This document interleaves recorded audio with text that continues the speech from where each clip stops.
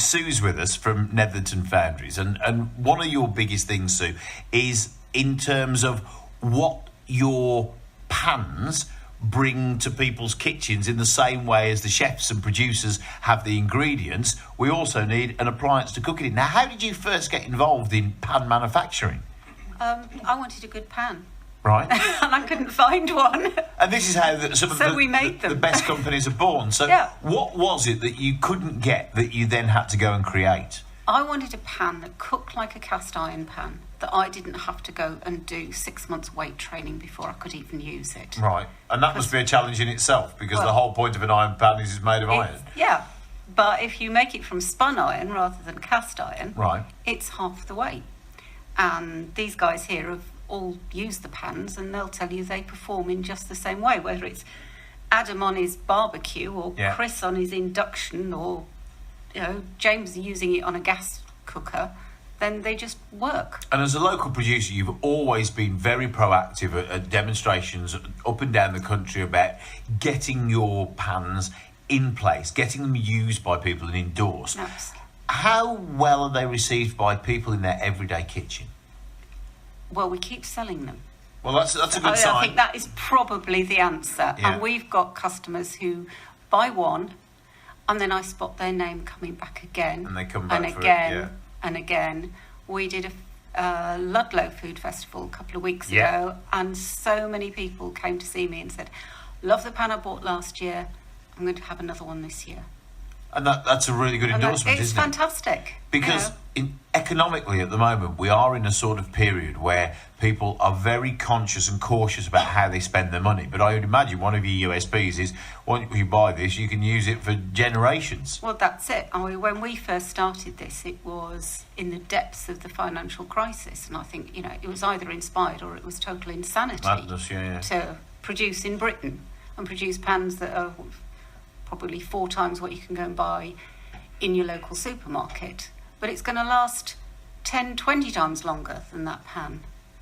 So people are now looking at, as you say, they're looking very carefully at how they spend their money, and it's a considered purchase, but it's one that you're not going to have to repeat. And I imagine it helps with having these guys use them on stage in demonstrations, because they're being shown and endorsed by local producers, a local product. Absolutely. Couldn't do it without these guys. And I think, Shropshire is blessed in having all this talent. You've got a room full of talent here, from the chefs using the produce, the guys producing the meat, the vegetables, the cheese, the booze, absolutely everything. And I think they're privileged because they're probably the only chefs in the country who can use pans produced in their own county. Absolutely, on the doorstep. So when you get a new festival, which, I'm referring to the Ginger Spice Festival New Festival because it's 2 years old, and I think Ludlow's 24. Is that important then? Because does that introduce you to a new area of customer that may not have overlapped in some of the others?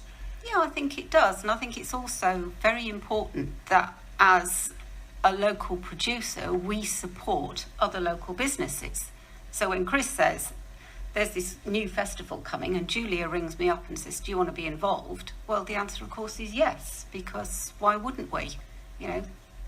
It's all about collaboration, cooperation, working together. And it is that sort of promotion of ourselves. And one thing that I've found with the community within Shropshire, chefs and producers, is they all endorse each other, which is quite a weird thing in some respects, because if you go to Birmingham and you eat in a restaurant, they'll be very secretive about their sauces because they don't want their competitor 2 doors down to nick their ideas. Whereas actually, if you go into the Mytton and you have something, on the menu it'll tell you where the cheese came from and where the bread was baked, which is effectively very open because it's almost sharing your secrets, but also it's endorsing the fact that the ingredients are local. So, is that a difficult balance? Do you sometimes find something and think, I think it's brilliant. I think it's absolutely brilliant. When Martin Moyden, let's say, developed his first cheese, somebody had to share that because he was never going to get that message out all at once. No. Now it's shared everywhere. That's brilliant. Yeah. And that's...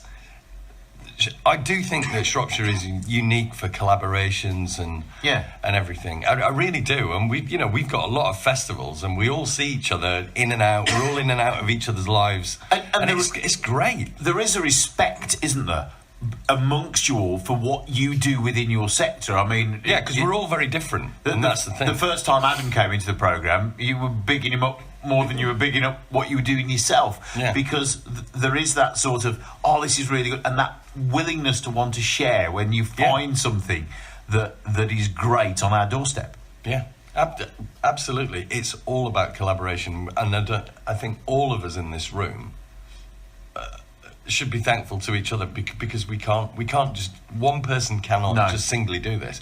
Shrewsbury Food Festival is a classic example. Yeah, because it is massive, that you have to learn to collaborate. And to be fair, that's where I learned to collaborate, and I think things are just progressing in Shropshire at an exponential level, and the collaborations have just gone up and up and up. And if we don't talk to each other, we don't know what's going on. What everybody wants or needs. And equally, we all support each other on social media as well. Yeah, and there are opportunities then that are created, because when a new festival like the Ginger and Spice Festival comes along, because you guys are all working together, once you pretty much get one of you, it all snowballs along, which, I mean, from a planning point of view, must make life a bit easier for you. Yeah, absolutely. And the team that are working with the festival this year, we're just tremendously grateful. Everyone does collaborate, and collaboration is absolutely key, as Chris has pointed out. It can't move forward without people working together.